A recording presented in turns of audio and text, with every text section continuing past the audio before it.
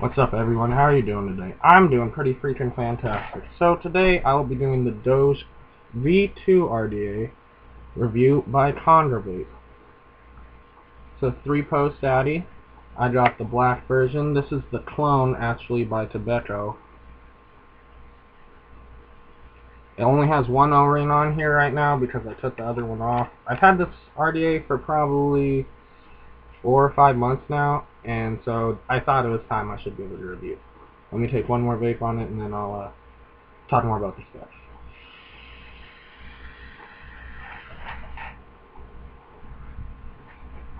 Right now, this thing only has a single coil in it, a single dual parallel, or a parallel twisted 24 gauge ran parallel with a normal 24 gauge, and I was going for a stage coil, and it works pretty good. It hits nice. It's got good flavor. This RDA is set up for single coil option, but honestly it really wasn't designed for it. It's more of a dual coil. Hold on, I'm trying to get it open. It's more of a dual coil RDA. So you have 2 Cyclops slots, one on each side. Really freaking fat Cyclops slots. And then you have the little dog doing the peace sign. Damn it, I am so sorry, you guys. I really suck at using a computer like this. I am not a big tech person. I don't know why I even do vape videos, but I thought if people liked it... Okay. Sorry, ranting. So, here's your dual coil option right there. And then there's also a little tiny single coil option, if you guys can see that. What I do, because my coil is pretty fat, I open the single coil option all the way, and then just a little tiny bit on both sides of the dual coil, and it hits really nice. It also has a airflow entry hole from the top that's supposed to inject it. I don't know if you guys can see that with my shitty resolution. See that right on the side? Okay, so that is supposed to add flavor to the RDA and cool down the vape. It really doesn't work unless you have it really closed off, like in single coil mode, or just barely any airflow open in dual coil mode, but you can notice it's there when you close it off. The build quality of this RDA is okay. I would probably give it an 8 out of 10, a 7.5, because the O-rings suck. I've gone through like 20 O-rings. For some reason, this thing just eats them. Like I don't know why. It could just be the clone. I picked this clone up for 25 bucks at a local vape shop, so pretty damn good for a vape shop. Like, let's be realistic, they charge an arm and a leg. I like the decals on it. Aesthetically, it's a really nice looking RDA. Excuse me, I'm sorry, I'm being stupid today. It looks really fucking nice on tubes, like really nice, and it hits really nice. It's good for clouds. You can do all sorts of builds in it because it has really big post holes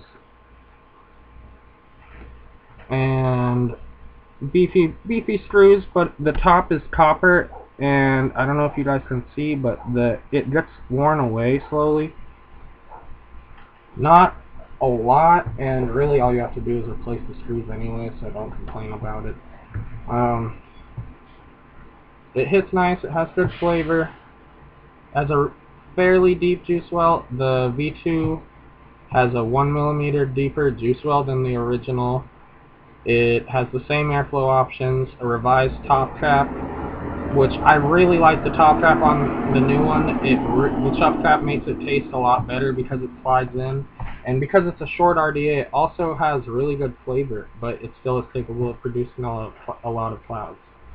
Because the post holes are so big, it's kind of hard to build on, honestly, because your coils move around once you set it in. Like, you tighten the negative post, but when you're trying to get them both into the positive, it still wants to move a little bit.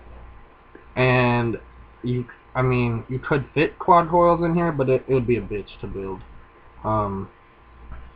At least in my opinion.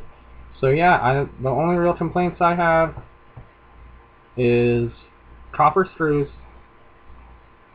and they're flatheads. I don't like flatheads.